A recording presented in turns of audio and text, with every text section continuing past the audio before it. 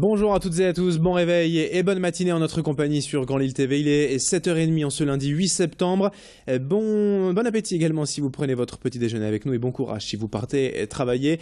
Voici l'actualité du jour à Lille dans la région avec évidemment ce matin la fin de la braderie et un retour en images sur cette édition 2014.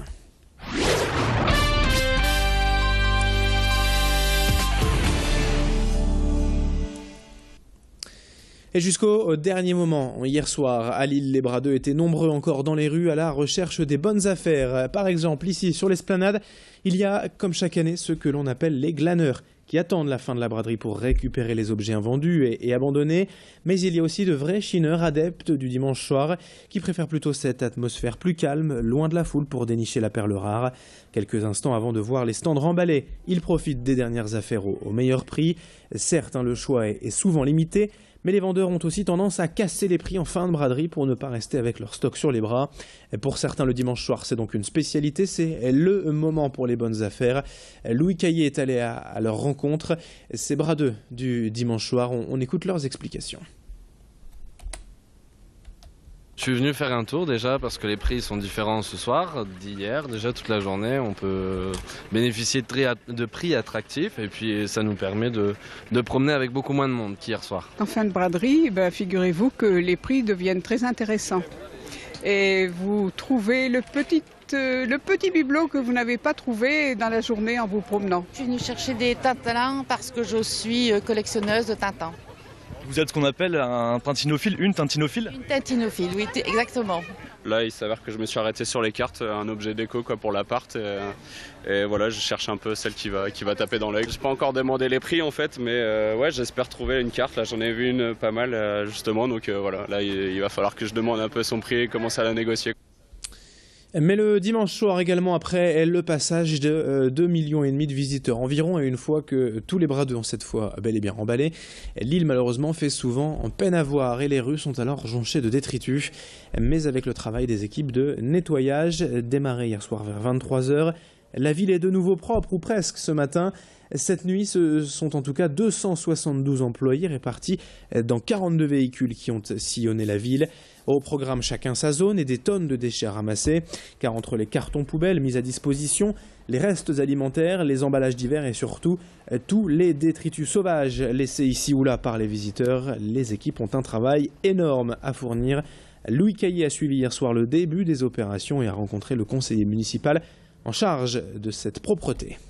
L'année dernière, nous étions à 460 tonnes de déchets récoltés dans la nuit. Aujourd'hui, donc, difficile de faire un estimatif, on pourra vous le donner à 8 heures. Cependant, je peux vous dire que nous avons aussi un partenariat avec une association pendant la braderie. Nous avons récolté aujourd'hui, pendant cette braderie, 20 000 canettes, donc grâce au tri sélectif, et une dizaine de milliers de litres de déchets déjà dans les 2000 cartons qui étaient disposés dans la braderie. 7h33 en direct en ce lundi matin. Dans le reste de cette édition et de l'actualité à présent, la fin de l'aventure pour un commerçant roubaisien et surtout le témoignage d'une vie économique difficile pour le commerce local. Alexandre Leterme a décidé en effet de fermer son salon de coiffure rue Usu-Albrecht fin septembre.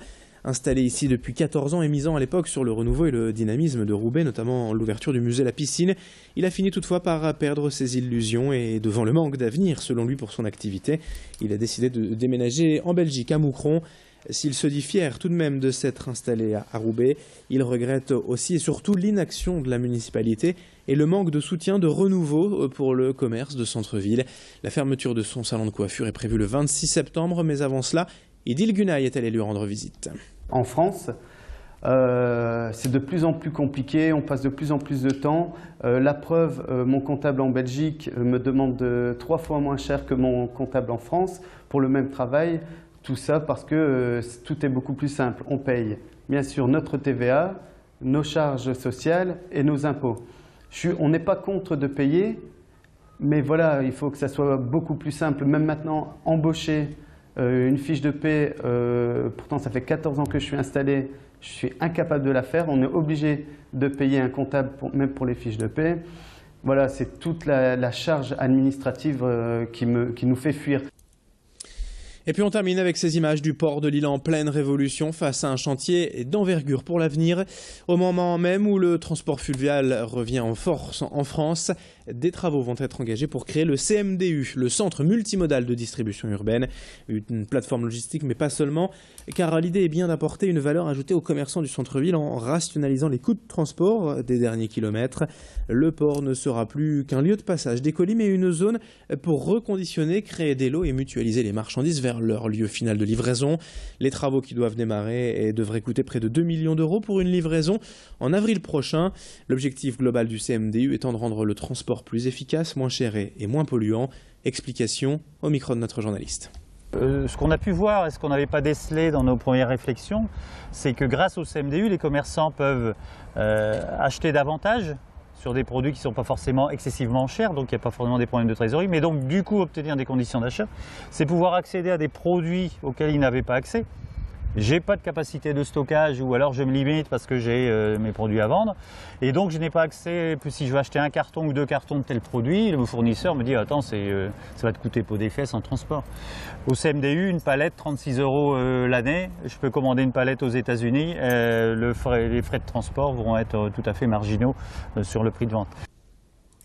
Allez, 7h36, fin de ce journal. Dans un instant à suivre la météo et l'info trafic sur Grand Lille TV.